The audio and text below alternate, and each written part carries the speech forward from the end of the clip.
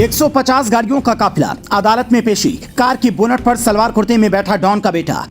गाड़ियां देखकर चकरा गई बिहार पुलिस। पिता से सीखी रंगदारी, अब सोशल मीडिया पर चलाता है धंधा।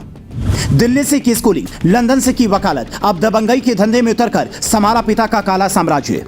कहते हैं कि नेता का बेटा नेता, डॉक्टर का बेटा डॉक्टर और इंजीनियर का बेटा इंजीनियर बनता है, लेकिन क्या कभी सुना है कि डॉन का बेटा भी डॉन बनता है? ज्यादातर अपराधी कहते हैं कि उनके बच्चे इससे दलदल से बचे रहें, लेकिन पिता के नक्शे कदम पर जब बेटा चल देता है तो फिर क्या होता है? बिहार में एक डॉन की बेटी की अदालत में पेशी थी। जब वो अदालत के लिए निकला तो 150 गाड़ियों का काफिला भी साथ में चल दिया। ऐसा लग रहा था कि किसी बादशाह की रैली निकल रही है। मोतिहारी की हर सड़क पर गाड़ी ही दिख रही थी। पुलिस के हाथ पांव फूल गए। उनको समझ नहीं आ रहा था कि इतनी गाड़ियां कहां लेकर जाएं। डॉन का बेटा ये चाहता तो अच्छा वकील बन सकता था, लेकिन पिता के नक्शे कदम पर चलकर उसे भी डॉन ही बनना है। वरना दिल्ली से स्कूल की पढ़ाई और लंदन से वकालत पढ़ने के बाद कुछ भी कर सकता था, लेकिन बाहुबली बनने का भी अपना चस्का है जो उसे लगा है। ये बिहार के माफिया रहे शाहबुद्दीन का बेटा ओसामा है। जैसा नाम वैसा काम। मोतिहारी के प्रतिष्ठित रानी कोठी में हुए फायरिंग, गुंडागर्दी और तोड़फोड़ के मामले में आज यानी कि बुधवार को कोर्ट में उनकी पेशी होनी थी। मोतिहारी पुलिस भारी सुरक्षा व्यवस्था के बीच में उसे सीवान से लेकर आ रही थी। इस दौरान उसकी वैन के साथ 150 गाड़ियों का काफिला चल रहा था।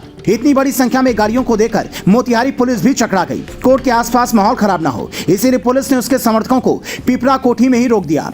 इसके बाद उससे कैदी वाहन से मोतिहारी कोर्ट लाया गया, जहां मजिस्ट्रेट के सामने उसकी पेशी हुई। ओसामा और लालू प्रसाद यादव के बेटे तेज प्रताप यादव की बढ़िया दोस्ती है। ओसामा शहाब पर आरोप है कि उसने पिछले दिनों अपने बहनोई के घर पर मोतिहारी के प्रतिष्ठित रानी कोठी में अपने दर्जनों समर्थकों के साथ में जमकर तांडव मचाया था। अपनी बहन के ससुर इफ्तिखार अहमद के पक्ष में वहां जमकर बवाल किया था। कई गाड़ियों में तोड़फोड़ करते हुए बाउंड्री वॉल तोड़ दी थी। इतना ही नहीं, कई राउंड फायरिंग भी हुई। इस मामले में पीड़ित पक्ष की तरफ से केस दर्ज कराया गया था, जिसके बाद मोतिहारी पुलिस उसकी तलाश कर रही थी। इधर ओसामा अपने साथियों के साथ फरार हो गया। 16 अक्टूबर को उसे राजस्थान के कोटा में पुलिस ने गिरफ्तार कर लिया।